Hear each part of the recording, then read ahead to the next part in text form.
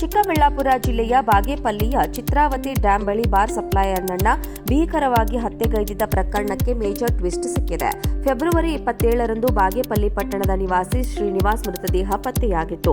ಪ್ರಕರಣವನ್ನ ಪೊಲೀಸರು ಭೇದಿಸಿದ್ದಾರೆ. ಚಿತ್ರಾವತಿ ಜಲಾಶಯ ಬಳಿ ಶವವಾಗಿ ಪತ್ತೆಯಾಗಿದ್ದ ಶ್ರೀನಿವಾಸ್ ತಲೆ ಹೋಳಾಗಿತ್ತು. ಬೆನ್ನು ಮೇಲೆ ಕಾರು ಹರಿದಿತ್ತು. ಶ್ರೀನಿವಾಸ್ನದ್ದು ಸಾವ ಕೊಲೆನಾ ಇಲ್ಲ ಅಪಘಾತನ ಅನ್ನೋ ಗೊಂದಲ ಪೊಲೀಸರಿಗೆ ಮೂಡಿತ್ತು. ಪ್ರಕರಣ ದಾಖಲಿಸಿಕೊಂಡು ತನಿಖೆ ಆರಂಭಿಸಿದ ಬಾಗೇಪಲ್ಲಿ ಠಾಣೆ ಪೊಲೀಸರು ಸದ್ಯ ಆರೋಪಿಯನ್ನ ಬಂಧಿಸಿದ್ದಾರೆ. ತಾಂತ್ರಿಕ ಸಾಕ್ಷಿಗಳ ಆಧಾರದ ಮೇಲೆ ಪೊಲೀಸರು ಶೆಟ್ಟಿವಾರಹಳ್ಳಿ ನಿವಾಸಿ ಬಾಲಕೃಷ್ಣನನ್ನ ಬಂಧಿಸಿ ವಿಚಾರಣೆ ನಡೆಸಿದಾಗ ಕೊಲೆ ರಹಸ್ಯ ಬಯಲಾಗಿದೆ. ಆರೋಪಿ ಬಾಲಕೃಷ್ಣ ಕೊಲೆಯಾದ ಶ್ರೀನಿವಾಸನ ಎರಡನೇ ಮಗಳ ಗಂಡ. ಮಾವ ಶ್ರೀನಿವಾಸ್ಗೆ ಸೈಟ್ ಖರೀದಿಗಾಗಿ ಅಳಿಯ ಬಾಲಕೃಷ್ಣ ಸಹಾಯ ಮಾಡಿದ್ದ.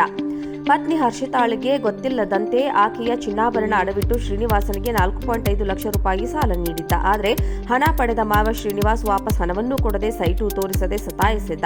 ಇದರಿಂದ ಕೋಪಗೊಂಡ ಬಾಲಕೃಷ್ಣ ಮಾವನ ಜೊತೆ ಗಲಾಟೆ ಮಾಡಿದ್ದ. ಬಳಿಕ ಶ್ರೀನಿವಾಸನ ತಲೆಗೆ ಕಲ್ಲಿನಿಂದ ಹೊಡೆದು ಕಾರು ಹತ್ತಿಸಿ ಕೊಲೆ ಮಾಡಿ ಪರಾರಿಯಾಗಿದ್ದ ಎಂದು ತನಿಖೆಯಿಂದ ತಿಳಿದು ಬಂದಿದೆ. ಹೆಣ್ಣು ಕೊಟ್ಟ ಮಾವ ಕಣ್ಣು ಕೊಟ್ಟ ದೇವರು ಇದ್ದಂತೆ. ಆದರೆ ಹಣದ ವಿಚಾರಕ್ಕೆ ಅಳಿಯ ಮಾವ ಅನ್ನೋದನ್ನು ನೋಡದೆ ಕೋಪದ ಕೈಗೆ ಬುದ್ಧಿ ಕೊಟ್ಟು ಜೈಲು ಪಾಲಾಗಿದ್ದಾನೆ.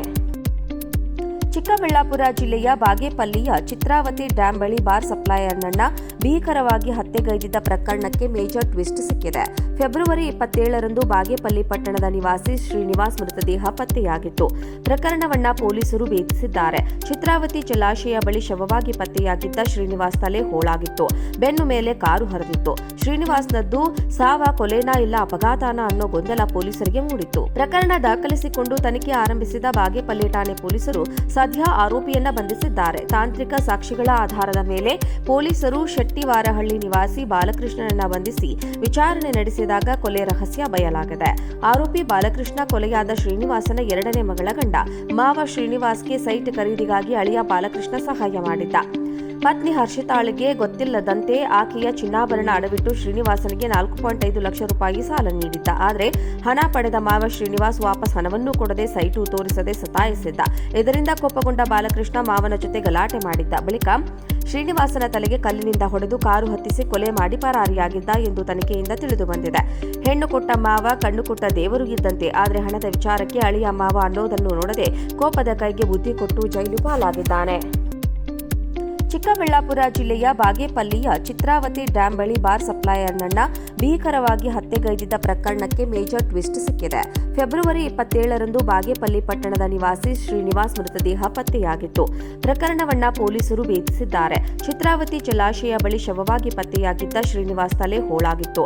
ಬೆನ್ನು ಮೇಲೆ ಕಾರು ಹರಿದಿತ್ತು. ಶ್ರೀನಿವಾಸ್ನದ್ದು ಸಾವ ಕೊಲೆನಾ ಇಲ್ಲ ಅಪಘಾತನ ಅನ್ನೋ ಗೊಂದಲ ಪೊಲೀಸರಿಗೆ ಮೂಡಿತ್ತು. ಪ್ರಕರಣ ದಾಖಲಿಸಿಕೊಂಡು ತನಿಖೆ ಆರಂಭಿಸಿದ ಬಾಗೇಪಲ್ಲಿ ಠಾಣೆ ಪೊಲೀಸರು ಸದ್ಯ ಆರೋಪಿಯನ್ನ ಬಂಧಿಸಿದ್ದಾರೆ. ತಾಂತ್ರಿಕ ಸಾಕ್ಷಿಗಳ ಆಧಾರದ ಮೇಲೆ ಪೊಲೀಸರು ಶೆಟ್ಟಿವಾರಹಳ್ಳಿ ನಿವಾಸಿ ಬಾಲಕೃಷ್ಣನನ್ನ ಬಂಧಿಸಿ ವಿಚಾರಣೆ ನಡೆಸಿದಾಗ ಕೊಲೆ ರಹಸ್ಯ ಬಯಲಾಗಿದೆ.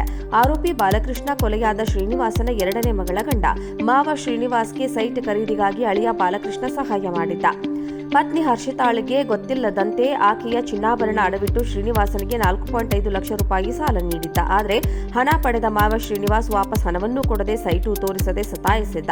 ಇದರಿಂದ ಕೋಪಗೊಂಡ ಬಾಲಕೃಷ್ಣ ಮಾವನ ಜೊತೆ ಗಲಾಟೆ ಮಾಡಿದ್ದ. ಬಳಿಕ ಶ್ರೀನಿವಾಸನ ತಲೆಗೆ ಕಲ್ಲಿನಿಂದ ಹೊಡೆದು ಕಾರು ಹತ್ತಿಸಿ ಕೊಲೆ ಮಾಡಿ ಪರಾರಿಯಾಗಿದ್ದ ಎಂದು ತನಿಖೆಯಿಂದ ತಿಳಿದು ಬಂದಿದೆ.